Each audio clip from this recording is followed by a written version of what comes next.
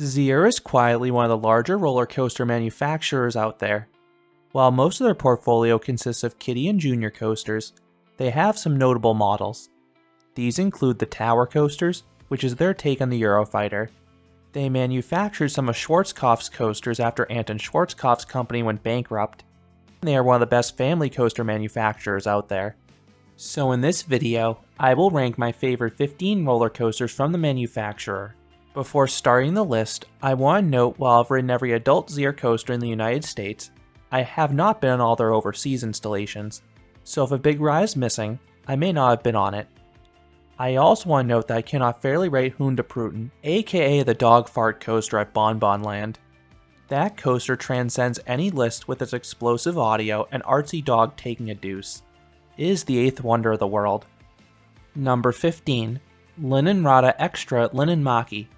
This indoor coaster is located inside a former water tower. Themed to space travel, this coaster is barely 2 stories tall, but you do get some whip in the back on the 2 drops after the lift hills. Most of the ride is in total darkness, but you have an occasional prop here and there. Number 14. Viktor Vandorm at Bonbonland.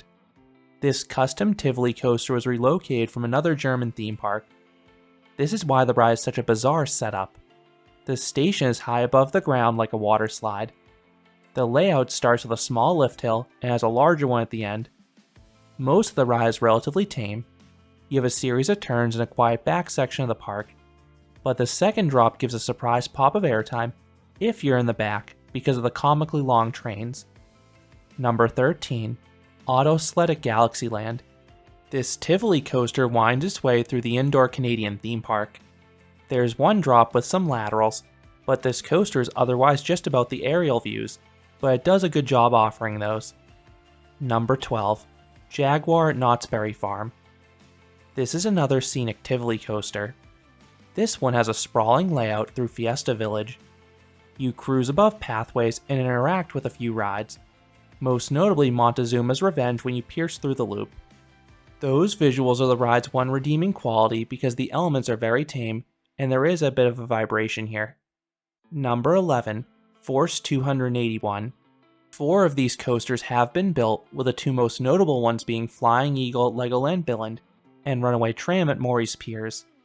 These family coasters offer a glass smooth ride with a pinch of airtime and some mildly forceful turns. And the 2 I've ridden both give 2 laps, so you get good bang for your buck. Number 10. Huracan Bellewaerde. This coaster replaced a former dark ride. The experience starts with an enclosed section past these giant wind, fire, and storm effects. You then head outdoors briefly for a single drop before plunging back indoors. The rest of the ride is fairly dark, but you have some laser effects and the occasional valley with some force to it. And the whole ride is accompanied by some nice onboard audio. Number 9. The 535 ESC layout. ESC, or Elevated Seating Coaster, is a cool family coaster model.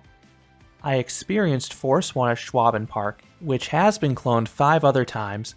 This ride has some fun elements. There are some decently forceful turns and helixes, plus a few spots of weak floater airtime, and all this takes place in these fairly open trains. Number 8. Pepsi Orange Streak at Nickelodeon Universe. This lengthy Tivoli coaster rides like a high-speed monorail. You get a fun aerial tour of this indoor theme park as you soar over rides and pathways.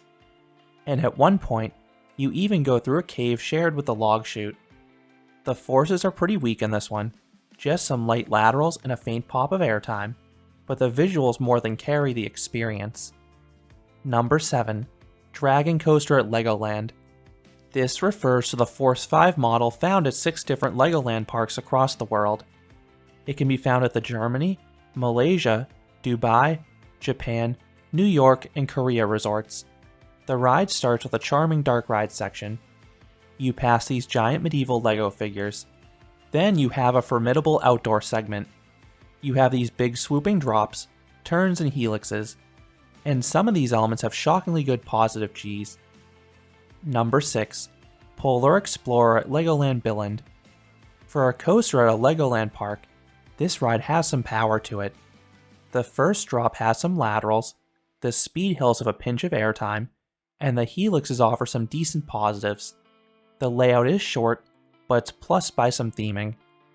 Most of the ride takes place in and around a mountain. Then you pass some Lego statues and even a penguin exhibit on the final brake run. Plus, there's one other trick I don't want to spoil that steals the show. Number 5. Impulse at Knoebels. This tower coaster looks like a Eurofighter. You have a vertical lift and vertical drop. The latter gives some strong ejector airtime. The rest of the coaster has a mix of inversions and positive Gs. Most valleys pin you to your seat. Then you have 4 inversions. You get a pinch of hang time on the vertical loop, and some incredible hang time on the barrel roll because you're restrained by just a lap bar. The helixes aren't too exciting, but the ride is running quite smoothly, especially with those new trains. Number 4. Verbolten at Busch Gardens Williamsburg. This is an interesting multi-launch coaster. Both launches have some oomph to them. The first sends you inside this themed box. You have one hill with some nice airtime, a very forceful helix that causes me to gray out, and some blacklit effects. Then there's one other surprise before leaving the building. The second half starts with another solid launch before mimicking Big Bad Wolf's finale. You have a great drop down to the water and some forceful turns. The latter do have a vibration to them, but it's a relatively minor issue.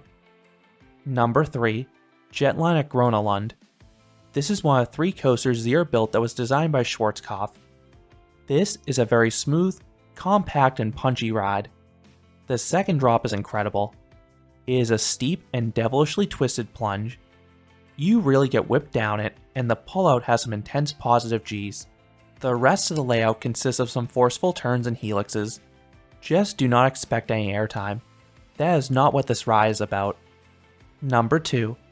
Lisebergbanan at Liseberg. This sprawling coaster is another one from Schwarzkopf.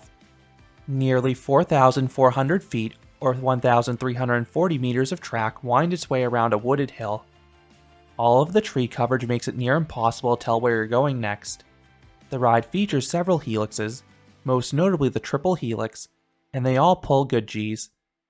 Then you have a few small pops of airtime for variety. And coming in at number 1 is Wicked at Lagoon. This tower coaster launched into the top spot mainly because of that vertical launch. It is an exceptional element. You are forcefully pinned to your seat as the LSMs overcome gravity and send you towards the sky. The rest of the first half is equally as strong. The top hat offers 2 distinct and strong bursts of ejector airtime.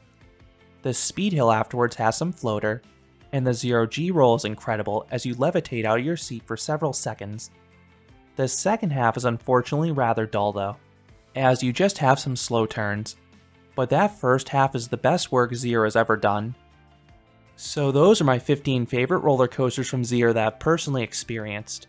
What are your favorite coasters from this manufacturer? Let me know down in the comments. If you enjoyed this countdown, I would appreciate it if you gave this video a like, and you considered subscribing, because there'll be a lot more roller coaster and amusement park videos here at Canopy Coaster. Thanks for watching.